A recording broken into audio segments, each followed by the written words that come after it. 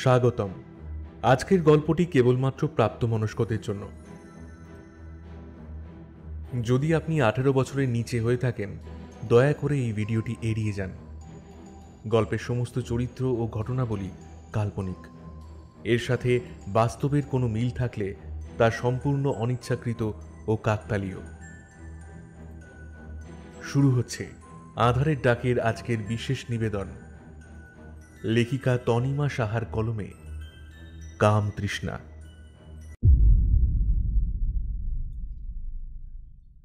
একটা ঘরের পর্দা দিয়ে ঢাকা বড় বড় জানলা, ঘরের চারদিকে একটা বনে দিয়ে আনার ছাপ, ঘরের ঠিক মাঝখানে একটা পালঙ্ক,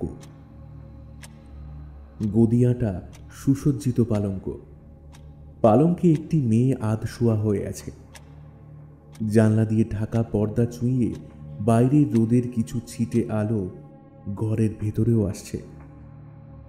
সেই আলোতে দেখা যাচ্ছে মেয়েটির মুখের ওপর অসীম ক্লান্তির ছাপ। মেয়েটির গায়ের ওপর একটা পাতলা চাদর ঢাকা। হঠাৎ হঠাৎ মনে হয় ঘরের ভেতরে কেউ এসেছে, কিন্তু অন্য কারোর প্রতিকৃতি দেখা যায় না। তবে হঠাৎই মেয়েটির গায়ের চাদরটা সরে যায়। ধরফরিয়ে জেগে ওঠে মেয়েটি। ভয়ার্ত চোখে মেয়েটি চারিদিকে তাকাতে থাকে। ভয়ে ভয়ে সে বলে, কে কে কে ওখানে? সামনে আসো, সামনে আসো বলছি। কে কে? মেয়েটি আর কথা বলতে পারে না। মনে হয় যেন কেউ তার মুখটা চেপে ধরেছে। মেয়েটি অনেক চেষ্টা করেও কিছু করতে পারে না। তার হাত দুটো দুদিকে হঠাৎই আটকে যায় পালঙ্কের কাঠের সাথে। ঠিক তখনই একটি পুরুষের শরীরের আবছা প্রতিচ্ছবি দেখা যায়। পুরুষটির আবছা প্রতিচ্ছবিটা এবার ধীরে ধীরে স্পষ্ট হয়ে উঠছে। পুরুষটির ফর্সা উন্মুক্ত পিঠের ডান দিকে একটা লাল তিল। পুরুষ অবয়বটি ধীরে ধীরে ভারী পায়ে এগিয়ে আসে মেয়েটির কাছে, খুব কাছে, যেন মেয়েটির শরীরের সাথে মিশে যেতে চাইছে সেই পুরুষ অবয়বটি। ধীরে ধীরে মেয়েটির ছটফটানি নিস্তেজ হয়ে আসে। উত্তেজনায় মেয়েটির শরীর তীর তীর করে কাঁপছে। ধরফরিয়ে ঘুম ভেঙে বিছানায় উঠে বসে অতৃষা। ঘরের একটা হলুদ 0 পাওয়ারের আলো জ্বললেও সে হাতড়ে হাতড়ে টেবিল ল্যাম্পটা জ্বালায়। সারা শরীর তার থরথরিয়ে কাঁপছে। আবার আবার সেই উদ্ভট স্বপ্নটা দেখলাম। কেন কেন কেন আমার সাথে বারবার এরকম হচ্ছে? ওই লোকটাই বা কে? তার চেহারাটাই বা কেন আমি দেখতে পাই না কোনোদিনও? কে কে ওই লোকটা? কে?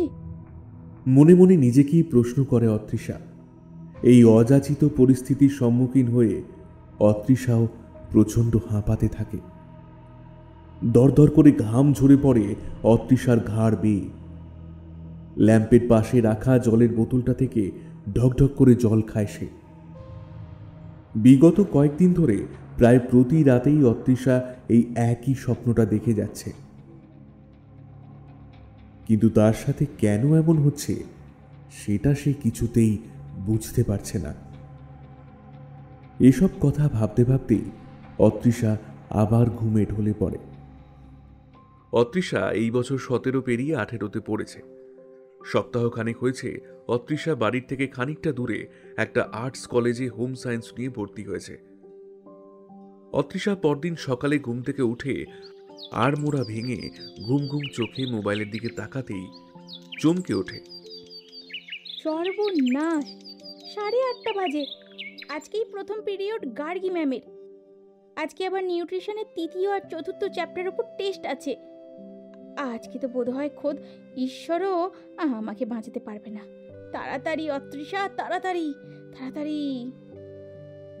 আসলে ওই দুটো চ্যাপ্টার অতৃষার সবচেয়ে বেশি কঠিন লাগে। তার চেয়েও বেশি গার্গী ম্যামের পড়ানোটা কঠিন লাগে। তাই অতৃষা ভেবেছিল একটু তাড়াতাড়ি কলেজে গিয়ে চ্যাপ্টার দুটো একটু রিভিশন করে নেবে। কিন্তু তার হলো কই। একই রাতের ওই বিদঘুটে স্বপ্নটার জন্য মাঝরাতে ঘুম ভেঙে গেল। তারপর আবার ঘুম আসতেও দেরি হলো। এখন এই ঝাঁপিয়ে লাফিয়ে রেডি হওয়ার জন্য মাথাটাও কেমন ভারী ভারী লাগছে।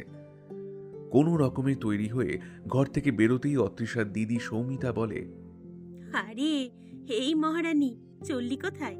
ব্রেকফাস্টটা করে যা। অতৃষা কোনো মতে বলে, এখন এখন খাওয়ার সময় নেই দিদি, লেট হলে ওইদিকে ম্যাম আমাকে খেয়ে ফেলবে। কথাটা বলে কোনো মতে বাড়ি থেকে বেরিয়ে আসে। বাড়ি থেকে বেরিয়েই ভাগ্যক্রমে একটা অটো পেয়ে যায় অতৃষা। অটোতে বসে কবজি উল্টে ঘড়িটা দেখে মনে মনে হিসেব করে বলে, যদি জ্যাম না হয় তাহলে ক্লাস শুরু হওয়ার আগেই পৌঁছে যেতে পারবো।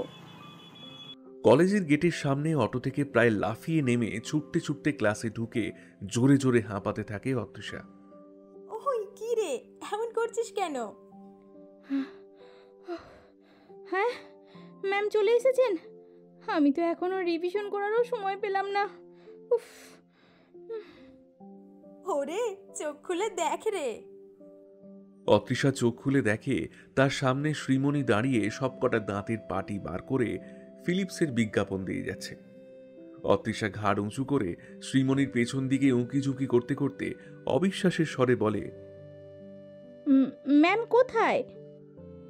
শ্রীমণি চোখ নাচিয়ে বলে, আজকে ম্যাম আসবে না। অতৃষা প্রায় চিৎকার করে বলে উঠল, কি বললি? ম্যাম আসবে না? ম্যামের টেস্টের চক্করে আমি সকালবেলা না খেয়ে দৌড়াতে দৌড়াতে কলেজে আসলাম, আর আর এখন বলছিস ম্যাম আসবে না? এমনিতেই গত রাতে ঘুম হয়নি। ম্যাম আসবে না জানলে আমি আরেকটু সময় ধীরে সুস্থে আসতে পারতাম। ম্যাম এমন প্যানিক কেন তৈরি করে রাখে বলতো? শ্রীমণি দুহাত দিয়ে আশ্বস্ত করার ভঙ্গিতে অতৃষাকে বলে, চিল বৎস চিল। অতৃষা একইভাবে চেঁচিয়ে বলে ওঠে, আমার চিৎকার করতে ইচ্ছা করছে, আর তুই চিল করতে বলছিস? কারণ চিল না করলে চিল চিল আখের রসটা কিভাবে তুই এনজয় করবি? অতৃষা ততক্ষণে একটু শান্ত হয়েছে, মুখে বলল, চল তাই বরং খেয়ে আসি, বড্ড খিদে পেয়ে গেছে রে। আর তুই তো জানিস ফাঁকা পেটে আমার মাথাটা ঠিক কাজ করে না। শ্রীমণি অতৃষাকে নিয়ে ক্যান্টিনের দিকে পা বাড়ায়। ক্যান্টিনের দিকে যেতে যেতে শ্রীমণি বকবক করেই যাচ্ছিল, কিন্তু অতৃষার কানে সেগুলো কিছুই ঢুকছিল না। তার মাথায় গতকালের স্বপ্নটাই ঘুরছিল। এক সপ্তাহ ধরে প্রায় প্রতি রাতেই এই একই স্বপ্ন। স্বপ্নটার কথা ভাবতেই অতৃষার ভীষণ অন্যমনস্ক হয়ে পড়ে। অন্যমনস্কভাবে হাঁটতে গিয়ে হঠাৎ কারোর সাথে জোরে ধাক্কা খায়। ধাক্কা খেয়েই অতৃষা ভয়ে চোখ বন্ধ করে নেয়। একটু পরে চোখ খুলতেই অতৃষা দেখে একটা ছেলে এক মুখ বিরক্তি নিয়ে তার দিকেই তাকিয়ে আছে। চোখ মুখ কুঁচকে ছেলেটা বলে, এই মেয়ে, দিন দুপুরে স্বপ্ন দেখছো নাকি? আর আমার হাতটা দোলনা নয় যে এমন করে ঝুলে আছো। অতৃষা থতমত খেয়ে তাড়াতাড়ি সোজা হয়ে দাঁড়ায়। ছেলেটাও গটগটিয়ে হেঁটে চলে যায়। অতৃষা ছেলেটা যাওয়ার দিকেই তাকিয়ে থাকে। ছেলেটা তার পিঠে এবং কোমরে ধরেছিল। অতৃষা এখনো ওই স্পর্শ অনুভব করতে পারছে। কথাটা মনে হতেই ভেতরে ভেতরে শিরশির করে ওঠে অতৃষা। তলপেটের নিচেও কেমন একটা শিহরণ জেগে ওঠে। ক্যান্টিনে পৌঁছে 2 গ্লাস আখের রস আর গোটা চারেক ব্রেড টোস্ট নিয়ে শ্রীমণি টেবিলে এসে দেখে অতৃষা উদাসী মুখে ক্যান্টিনের জানলা দিয়ে বাইরে দেখছে। হাত থেকে ট্রেটা টেবিলে রেখে শ্রীমণি বলে, তুই আর লোক পেলি না? দেখে দেখে ওই খরচ চন্দরের সাথে ধাক্কা খেলি। অতৃষা বোকা বোকা মুখ নিয়ে বলে, কে ওই খরুস চন্দর? শ্রীমণি একটা চেয়ার টেনে বসতে বসতে বলে, ওই তো যার সাথে ধাক্কা খেলি, ফিলো ডিপার্টমেন্ট ফার্স্ট ইয়ার, নীলাম্বর সেন। বাবা, পুরো বায়োডাটা জোগাড় করে নিয়েছিস দেখি। হ্যান্ডসাম ছেলেদের বায়োডাটা জোগাড় করতে হয়, নইলে পাপ হয়। অতৃষা কথাটা শুনে হেসে ওঠে। খেতে খেতে হঠাৎ শ্রীমণি বলে, এই তোর চোখ মুখ এমন লাগছে কেন রে? চোখের তলায় কালিও পড়ে গেছে। শরীর ঠিক আছে তো তোর? অতৃষা অপ্রস্তুতভাবে বলে, না না রে, এই রাত করে ফোনে নেটফ্লিক্স দেখছি তো, তাই বোধ হয় তোর এমন লাগছে। কথাটা বলেই মনে মনে অতৃষা বলে, নেটফ্লিক্স তো নয়, বরং হলিউড এরোটিক মুভি চলছে প্রতি রাতে। কেন যে আমার সাথে এমন হচ্ছে। শ্রীমণি আর কথা বাড়ায় না। সেদিনের মতো কলেজ শেষ করে বাড়ি ফিরে আসে অতৃষা। বাড়ি ফিরে হাত মুখ ধুয়ে রান্নাঘরে ঢুকতেই দেখে যে ফ্রিজের ম্যাগনেটে সৌমিতা লিখে রেখেছে, ফ্রিজে খাবার রাখা আছে, গরম করে খেয়ে নিস, আমার ফিরতে ভোর হয়ে যাবে। সৌমিতার মেসেজটা পড়ে অতৃষার মুখে একটা হাসি ফুটে ওঠে। সৌমিতা একটা কল সেন্টারে কাজ করে। গত সপ্তাহ থেকে তার নাইট শিফট শুরু হয়েছে। বাবা মায়ের অ্যাক্সিডেন্টের পরে সৌমিতা যেন অতৃষার জন্য দুজনের ভূমিকাই পালন করে চলেছে। ঘড়ির দিকে তাকিয়ে অতৃষা দেখে তখন সন্ধ্যা 7টা বাজে। মনে মনে সে ভাবে, এখন বরং চা খেয়ে নি, আর ঘন্টা দুয়েক পরে না হয় ডিনার করে নেব। সেই মতো চায়ের জলটা চাপিয়ে দেয় সে। চা খেতে খেতে অতৃষার হঠাৎই নীলাম্বরের কথা মনে পড়ে। নীলাম্বরকে অতৃষা কলেজে ভর্তির দিনই দেখেছিল, কিন্তু তাকে মনে রাখার মতো কিছু ছিল না। তবে আজকে যখন আবার তার সাথে দেখা হলো, বিশেষ করে যখন নীলাম্বর তাকে দুহাতে জড়িয়ে ধরল, নীলাম্বরের কথা ভাবতে ভাবতে অতৃষা অন্যমনস্কভাবে গরম চায়ে চুমুক দিয়ে দিয়েছিল। নিজের ভুলের জন্য নিজেকেই চাটি মারে সে। তাড়াতাড়ি চা শেষ করে কলেজের পড়াশোনা নিয়ে বসে। নীলাম্বর আজকে খুব ক্লান্ত হয়ে আছে। তার পরিবার অতটা সহায় সম্বল প্রযুক্ত নয়। নীলাম্বর কলেজের কাছেই একটা মেসে থাকে। নিজের পড়াশোনার খরচটা নীলাম্বর নিজেই বহন করে। কলেজ থেকে সে একটা বাড়িতে দুজনকে পড়াতে যায়, তারপর সেখান থেকে যায় একটা ধাবায় বাসন মাজতে।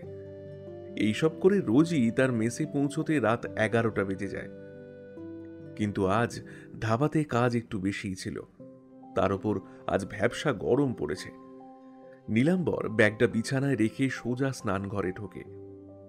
স্নান সেরে বেরিয়ে সঙ্গে করে আনা খাবারের প্যাকেটটা খুলে একটা থালায় খাবারটা বেড়ে খেতে শুরু করে। ধাবার মালিকটা ভালো, রাতে ফেরার সময় খাবার প্যাক করে দিয়ে দেয়।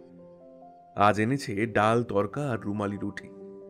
রুটি ছিঁড়ে ডালে ডুবিয়ে মুখে দিতেই নীলাম্বরের কলেজে ঘটা সকালের ঘটনাটা মনে পড়ে গেল। মেয়েটাকে আগেও সে দেখেছে নিজের ডিপার্টমেন্টে। এক্সট্রা ডিপার্টমেন্টাল কোর্স করতে মেয়েটা তার ডিপার্টমেন্টে আসে। আজ মেয়েটাকে ছুঁয়ে মনে হলো কি নরম তার শরীর। পরক্ষণে এইসব ভাবার জন্য নিজেকেই আবার শাসন করে নীলাম্বর। খাওয়াটা তাড়াতাড়ি শেষ করে ঘুমিয়ে পড়ে সে। কিছুক্ষণের মধ্যেই গভীর ঘুমে তলিয়ে যায়।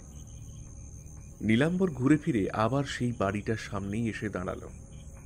নীলাম্বর জানে এরপর কি হবে। আবারও একটা চেষ্টা করে সেখান থেকে পালানোর। না, পারে না। প্রবল অনিচ্ছা সত্ত্বেও পায়ে পায়ে এসে দাঁড়ায় সেই অভিশপ্ত জানলাটার সামনে। জানলাটা দিয়ে ঘরের ভেতরটা আবছা দেখা যাচ্ছে।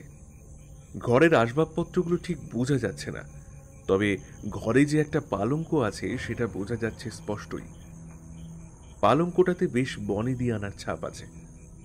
নীলাম্বর জানে যে এক্ষুনি এই ঘরটায় একটা মেয়ে ঢুকবে। হলো তাই। মেয়েটা পালঙ্কটার কাছে গিয়ে একটা চাদর ঢাকা নিয়ে শুয়ে পড়ে।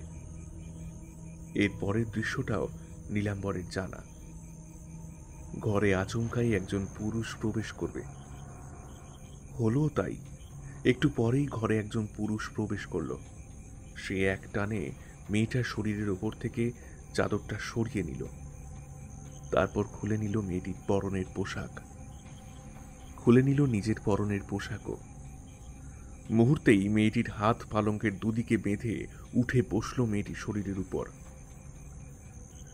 জানলা দিয়ে নীলাম্বর দেখতে পায় মেয়েটি কি ভীষণ ভয় পেয়ে আছে। নীলাম্বরের মনে হলো মেয়েটি যেন তার সামনে বস্ত্রহীন হয়ে বসে থাকা ছেলেটিকে দেখতে পারছে না। দু হাত বাঁধা অবস্থায় থাকা সত্ত্বেও মেয়েটি ছাড়া পাওয়ার জন্য ছটফট করে ওঠে।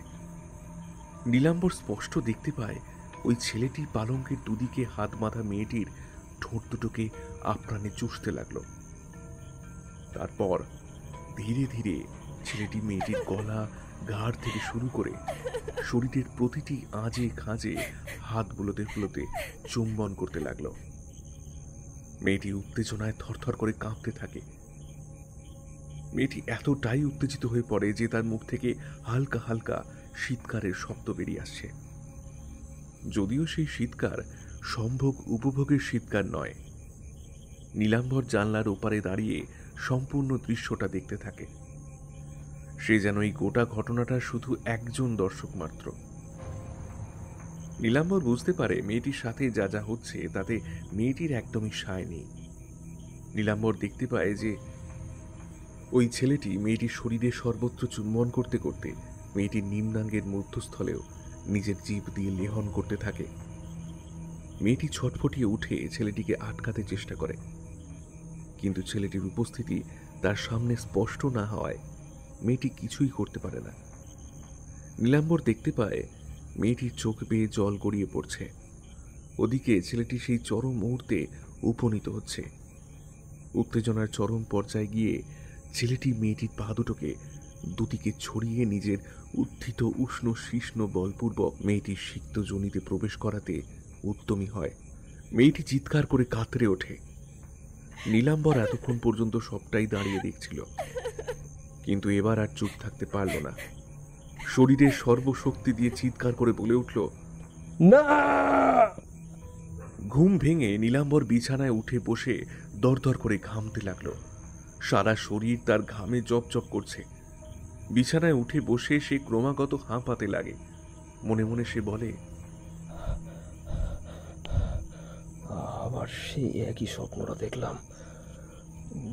গত এক সপ্তাহ ধরে এই একই স্বপ্ন আমি বারবার দেখে যাচ্ছি, কিন্তু কেন এরকম স্বপ্ন দেখছি? আর আর ওই মেয়েটাই বা কে? মেয়েটির চোখ দুটো যেন কোথাও দেখেছি আমি, কিন্তু কোথায়? নীলাম্বরের মনে প্রশ্নেরা সমুদ্রের উত্তাল স্রোতের মতো আছড়ে পড়তে থাকে। ওদিকে অতৃষা লাফ দিয়ে ঘুম থেকে উঠে বসে বিড়বিড়িয়ে বলে, কি দেখলাম আমি? এটা কি হতে যাচ্ছিল আমার সাথে? আজকে তো স্বপ্নে ওই ছেলেটার স্পর্শটা স্পষ্টভাবে অনুভব করলাম। কি চরম অস্বস্তি হচ্ছিল। এই চরম মুহূর্তে কে চিৎকার করে উঠলো। গলার স্বরটা যেন খুব চেনা চেনা লাগলো।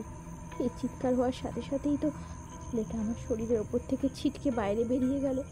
দেখে মনে হচ্ছিল যেন কেউ তাকে পিছন থেকে হ্যাঁচকা টান মেরে টেনে নিয়ে চলে গেছে। এসব কি হচ্ছে? কি হচ্ছে আমার সাথে? উফ উফ, আমি আর পাচ্ছি না। কথা বলেই একটা অজানা ভয়ের চোটে দুহাতে মুখ ঢেকে ডুকরে কেঁদে উঠল অতৃষা। কাঁদতে কাঁদতে চোখের জল মুছতে যেতেই তার কবজির কাছে জ্বালা করে উঠল। ঘরের আলোটা জ্বালিয়ে হাতের দিকে তাকাতেই আতঙ্কের একটা নীল স্রোত অতৃষার পিঠ বেয়ে নেমে যায়। কবজিতে একটা গভীর লাল দাগ, যেন কোনো কিছুর সাথে হাত দুটো দৃঢ়ভাবে বাঁধা ছিল। মেসের এই ঘরটায় নীলাম্বর ছাড়াও আরও একজন থাকে। বয়সে নীলাম্বরের থেকে বছর 5 বড়ই হবে। নাম অশনি। অশনি কি কাজ করে তা নীলাম্বর জানে না। খুব একটা কথাবার্তাও হয় না অশনির সাথে। তবে মেসের ভাড়াটা সে সবসময় সবার আগেই দিয়ে দেয়। কিন্তু বিগত 1 সপ্তাহ ধরে অশনি রাতে মেসে ফিরছে না। খুব সকালের দিকে ক্লান্ত ঘর্মাক্ত হয়ে সে মেসে ফেরে। নীলাম্বর যতক্ষণে কলেজের জন্য বেরোয় ততক্ষণে অশনি ঘুমে কাদা হয়ে যায়। যদিও নীলাম্বর বার কয়েক ভেবেছিল যে অশনিকে জিজ্ঞেস করবে যে সে রাতে কি কাজ করে, কিন্তু যতক্ষণে নীলাম্বর মেসে ফেরে ততক্ষণে অশনি বেরিয়ে যায়। পরদিন ভোরের দিকে অশনি মেসে ফেরে। নীলাম্বর ততক্ষণে ঘুম থেকে উঠে গেছে। নীলাম্বর দেখে অশনি কেমন একটা খুঁড়িয়ে খুঁড়িয়ে হাঁটছে। সারা শরীরে ক্লান্তির ছাপ স্পষ্ট। অশনি ঘরে ঢুকে বিছানায় গিয়ে শুয়ে পড়ে। এই মেসে নীলাম্বর আর অশনি ছাড়াও আরও 3 জন থাকে। তারা অবশ্য চাকরি করে। সকলেই সকাল সকাল কাজে বেরিয়ে যায়, ফেরে সেই সন্ধ্যার পর। তাই অশনির সাথে বাকিরা অতটা পরিচিত ছিল না। অতৃষা আজকে একটা ফুল স্লিভ সালোয়ার পরেছে। গার্গী ম্যাম কদিনের জন্য ছুটিতে আছে। অতৃষার মনটা তাই একটু বেশিই খুশি। সে গুনগুন করে গান গাইতে গাইতে অন্যমনস্ক হয়ে হাঁটছিল। হঠাৎ আবার এক জোর ধাক্কা। অতৃষা পড়ে যেতে গেলেই নীলাম্বর অতৃষার হাতের কবজিতে ধরে নিয়ে পড়ে যাওয়া থেকে বাঁচিয়ে নেয়। অতৃষাকে সোজা করে দাঁড় করিয়ে বেশ রেগে মেগে বলতে থাকে, তুমি অন্ধ নাকি রাস্তা না দেখে হাঁটার বদ অভ্যাস আছে?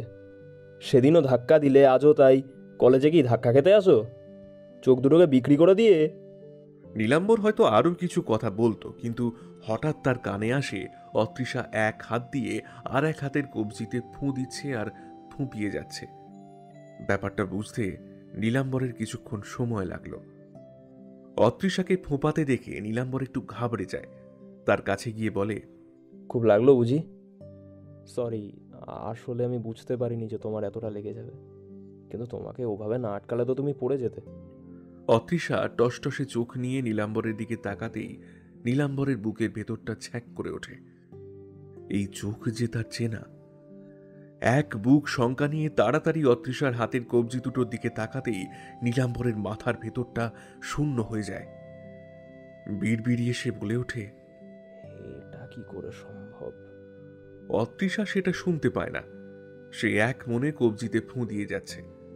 নীলাম্বর পিঠের ব্যাগটা খুলে তার ভেতর থেকে একটা অয়েন্টমেন্ট বার করে অতৃষার কবজিতে লাগাতে লাগাতে বলে, ব্যাগে সবসময় ইমার্জেন্সি মেডিসিনগুলো রাখবে। অতৃষা কাঁদো কাঁদো গলায় বলে, রাস্তায় কিছু হয়নি, ঘুম থেকে উঠে দেখি এমন হয়ে আছে। এমনটা কি করে হয়েছে বুঝতে পারিনি।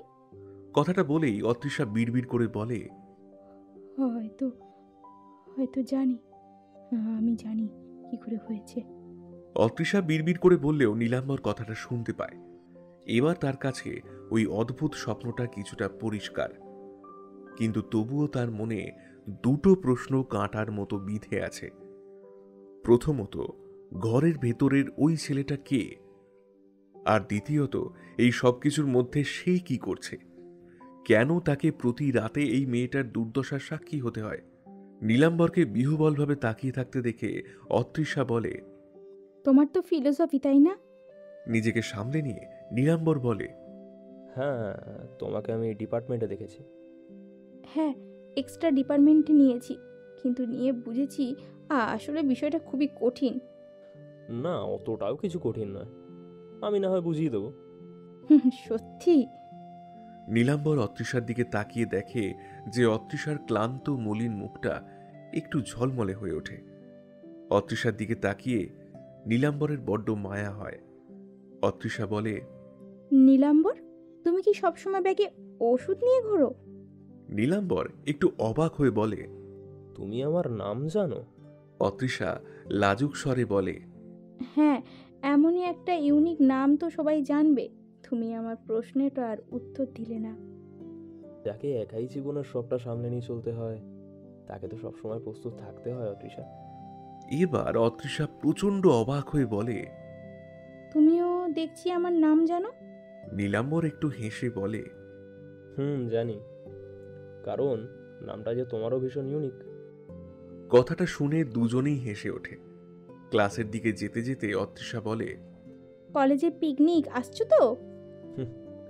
জানি না, তুমি আসছো? হ্যাঁ, আমি আসছি। হ্যাঁ, আসলে পিকনিকটা তো কলেজেই হবে, ফেস্টের মতো, তাই। অন্তত অন্তত একটা রাত তো আমি আতঙ্ক ছাড়া কাটাই। তা ঠিক, দেখি যদি সবকিছু ম্যানেজ করতে পারি তাহলে আসবো।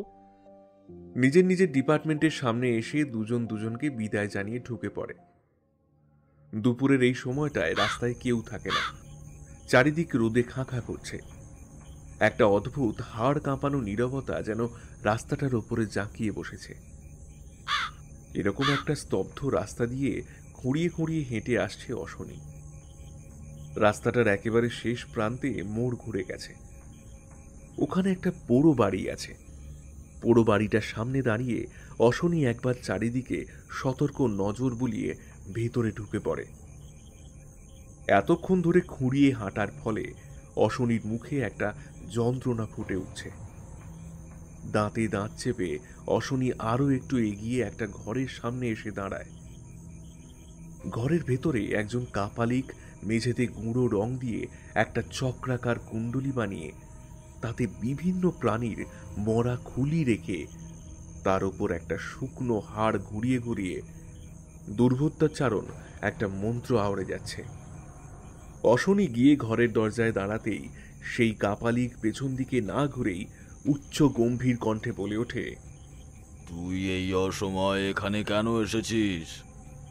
না এসে উপায় কি? হ্যাঁ, কাপালিক পেছন ঘুরে এক লাফে সোজা হয়ে দাঁড়িয়ে গর্জে উঠে বলেন, অশনি, নিজের এখতিয়ারের বাইরে গিয়ে কথা বলিস না, নইলে একটা পা তো খুইয়েছিস, আর একটা পাও খোয়াবি। অশনি একবার নিজের পঙ্গু পাটার দিকে তাকিয়ে একটা আতঙ্কের ঢোক গিলে নরম সুরে বলে, ক্ষমা করবেন গুরুমশাই, আমার উদ্দেশ্য সেটা ছিল না।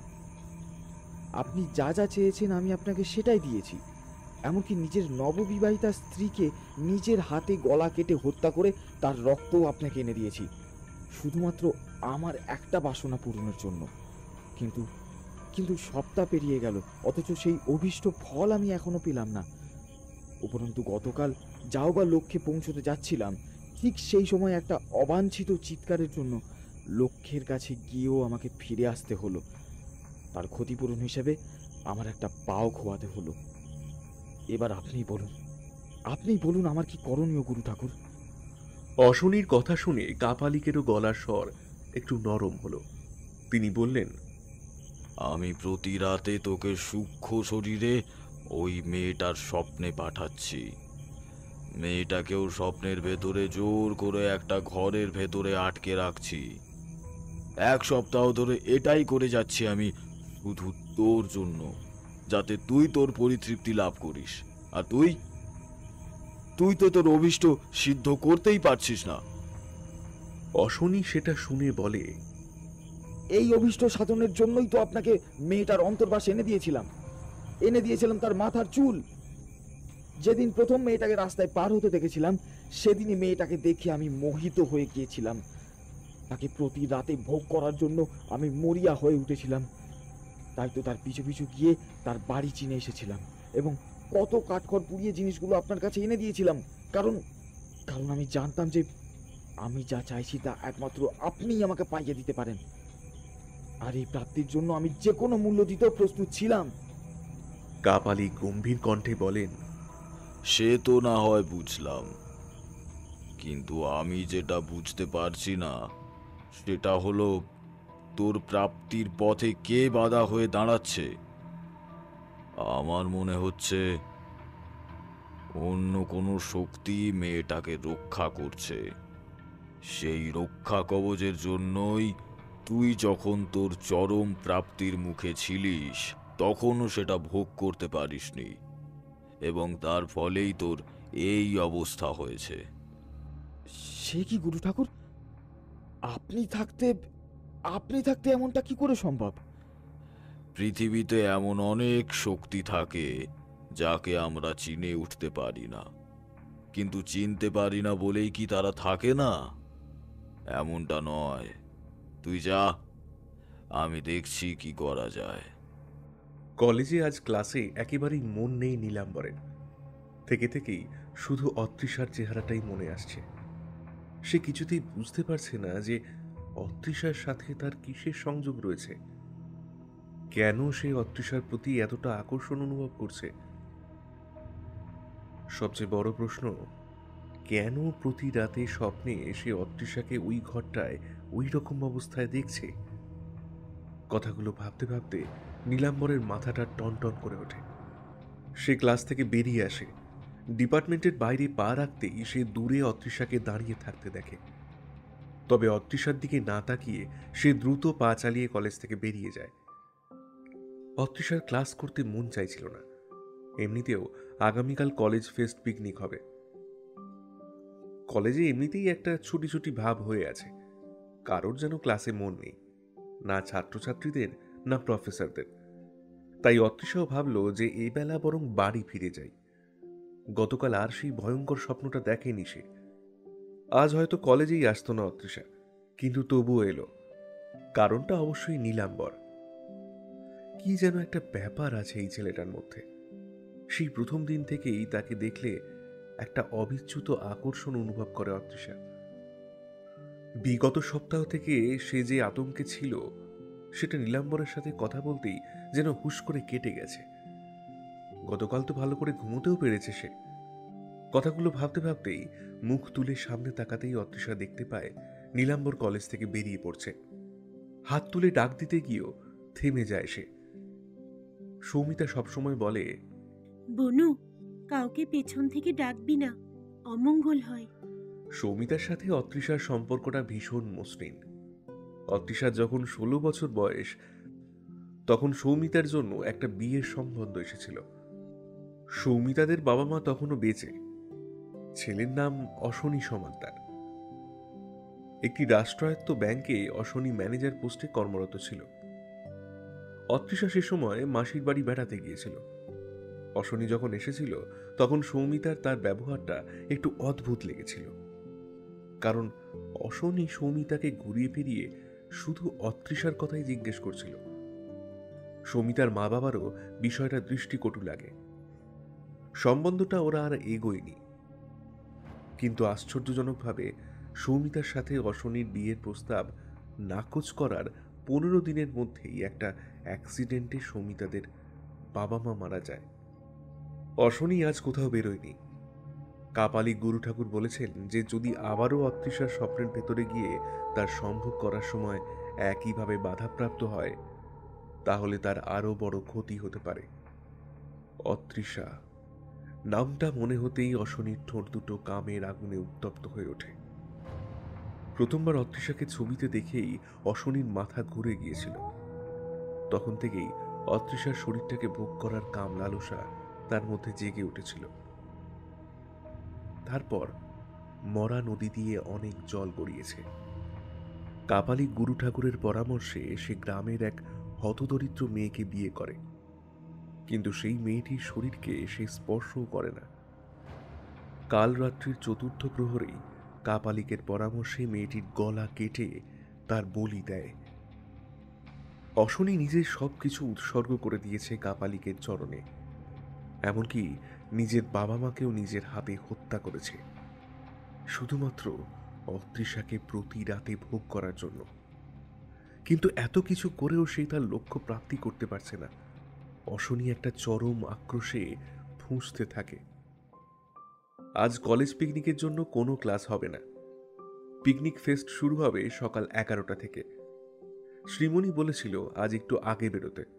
সেই মতো অতৃষা একটু আগেভাগেই কলেজে পৌঁছে যায়। কিন্তু কলেজে পৌঁছে শ্রীমণিকে কোথাও দেখতে পায় না সে।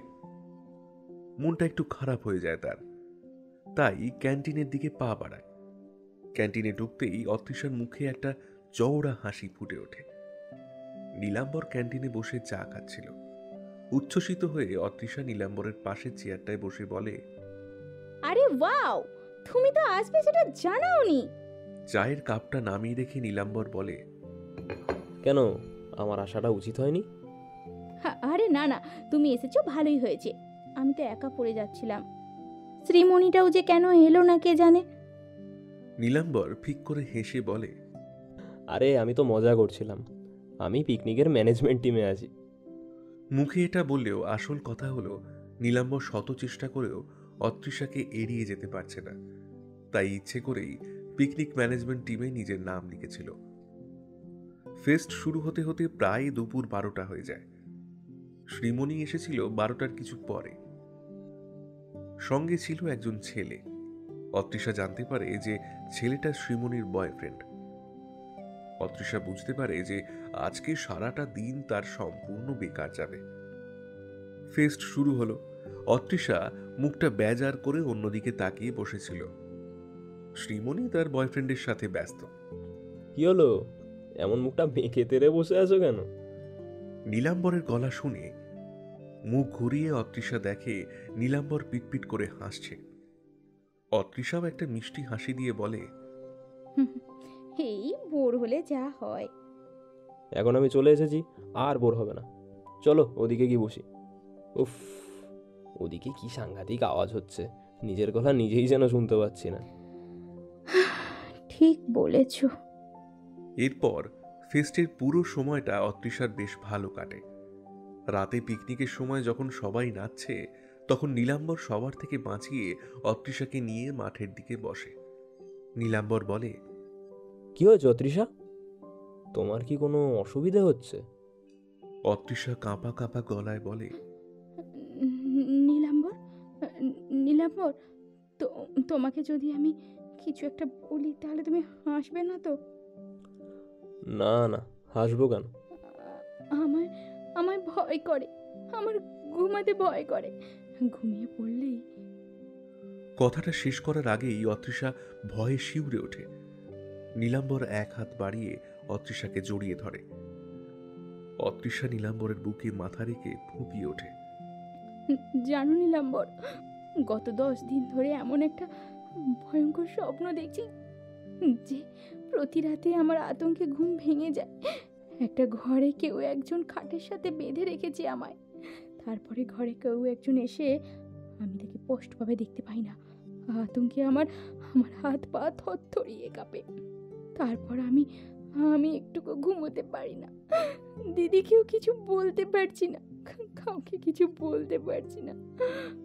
আমি এই যন্ত্রণা নিতে পারছি না। নীলাম্বরের শার্টটা খিমচে ধরে অতৃষা কাতরে কেঁদে ওঠে। নীলাম্বরের আর কোনো সন্দেহ থাকে না যে প্রতি রাতে সে জানলা দিয়ে যে মেয়েটাকে দেখে সে আর কেউ নয়, সে হলো অতৃষা। নীলাম্বর অতৃষাকে দুহাতে জড়িয়ে ধরে মোলায়েম স্বরে বলে, ভয় পেও না অতৃষা, আমি তো আছি তোমার পাশে, তুমি একদম ভয় পেও না। অতৃষা মুখ তুলে নীলাম্বরের দিকে তাকাতেই নীলাম্বর আচমকাই অতৃষার সিক্ত ঠোঁটে নিজের উষ্ণ অধর দিয়ে চুষতে শুরু করে। এরকম একটা ঘটনায় অতৃষা একটু চমকে উঠলেও সে নিজেও নীলাম্বরের আদরে লিপ্ত হয়ে ওঠে। সে নিজেই নীলাম্বরের একটা হাত নিয়ে নিজের স্তনের ওপর রাখে। নীলাম্বরও উত্তেজিত হয়ে ওঠে। পরনের শার্টটা খুলে সেটা মাঠে বিছিয়ে তার উপরে অতৃষাকে শুইয়ে দেয়। তারপর অতৃষা নিম্নাঙ্গের আবরণ খুলে নিয়ে নিজের নিম্নাঙ্গের আবরণকেও উন্মুক্ত করে। তারপর অতৃষাকে পাগলের মতো চুম্বন করতে করতে তার নিম্নাঙ্গে এসে প্রথমে মুখ দিয়ে তারপর জিভ দিয়ে লেহন করতে থাকে। দুজনেই এভাবে চরম উত্তেজিত হয়ে ওঠে। সেরকম উত্তেজিত মুহূর্তে নীলাম্বর তার উত্থিত প্রসারিত উচ্চ শিষ্ণ প্রবেশ করিয়ে দেয় অতৃষার সিক্ত যোনি গহ্বরে। পরবর্তী 15 মিনিট যে কিভাবে কাটে তা ওরা নিজেরাই জানে না।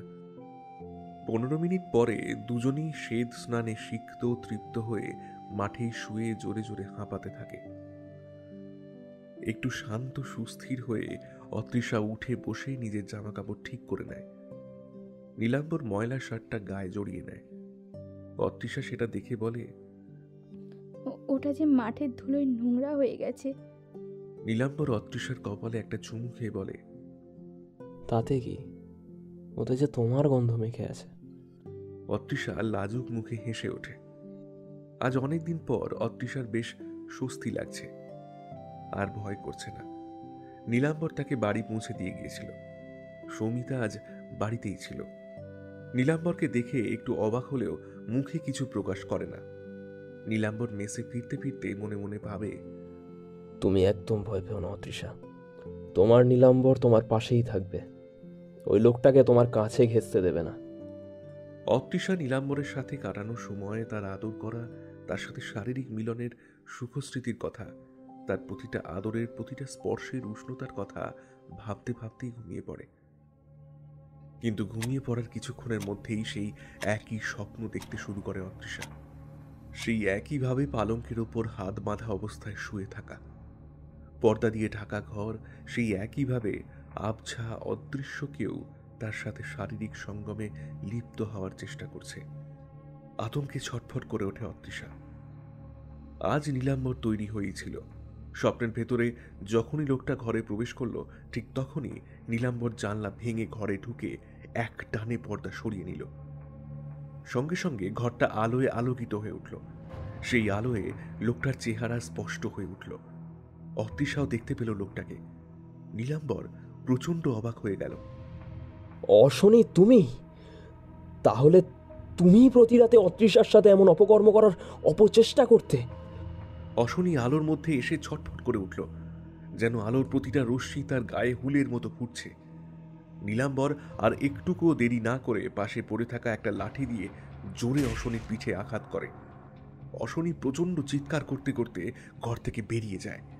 সঙ্গে সঙ্গে অতৃষার হাতের বাঁধনও খুলে যায়। সে ছুটে এসে নীলাম্বরকে জড়িয়ে ধরে কাঁদতে থাকে।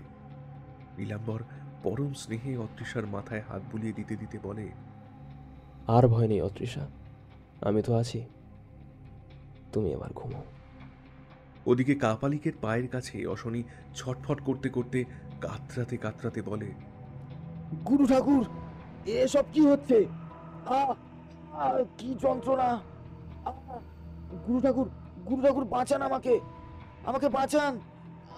আমার খুব কষ্ট হচ্ছে, গুরু ঠাকুর, বাঁচান আমাকে! কাপালিক অশনির দিকে স্থির দৃষ্টিতে তাকিয়ে বলে, আমি বলেছিলাম, যদি আবার প্রাপ্তির লক্ষ্যে বাধা পাস তাহলে তোর মৃত্যু অবশ্যম্ভাবী। তুই যাকে ভোগ করতে চাইছিলি তার রক্ষাকর্তাই তোর হাত থেকে তাকে বাঁচিয়েছে। তুই তোর প্রাণকে আমার কাছে গচ্ছিত রেখে আত্মার ভোগ চেয়েছিলিস। এবার তোর প্রাণ এবং আত্মা দুটোই বিনাশ হলো। তোর আত্মা এখন চিরতরে আমার কাছে বন্দী থাকবে। কথাটা বলেই কাপালিক গটগটিয়ে সেখান থেকে বেরিয়ে গেল। পেছন থেকে শুধু অশনির পরিত্রাহী চিৎকার শোনা যায়।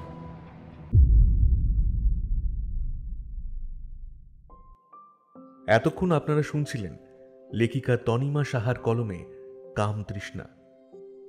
গল্প পাঠে এবং গল্পের সূত্রধর আমি দেবাঞ্জন। অন্যান্য চরিত্রে ঝিনুক, প্রত্যুষা, রাহুল, মৌমিতা ও প্রিয়াংশু। সাউন্ড ডিজাইনে PS প্রোডাকশন। গল্পটা শুনে আপনাদের কেমন লাগলো তা অবশ্যই জানাতে ভুলবেন না। কমেন্টে আপনাদের মতামত আর পরামর্শ লিখে জানান। যদি গল্পটা ভালো লেগে থাকে তাহলে লাইক দিন, বন্ধুদের সঙ্গে শেয়ার করুন, আর আমাদের চ্যানেলটি সাবস্ক্রাইব করতে ভুলবেন না। নতুন গল্পের আপডেট পেতে বেল আইকনটাও ক্লিক করে রাখুন। আপনাদের ভালোবাসাই আমাদের অনুপ্রেরণা। আবার দেখা হবে আরও এক নতুন রোমাঞ্চকর গল্প নিয়ে। সবাই ভালো থাকুন, সুস্থ থাকুন। ধন্যবাদ।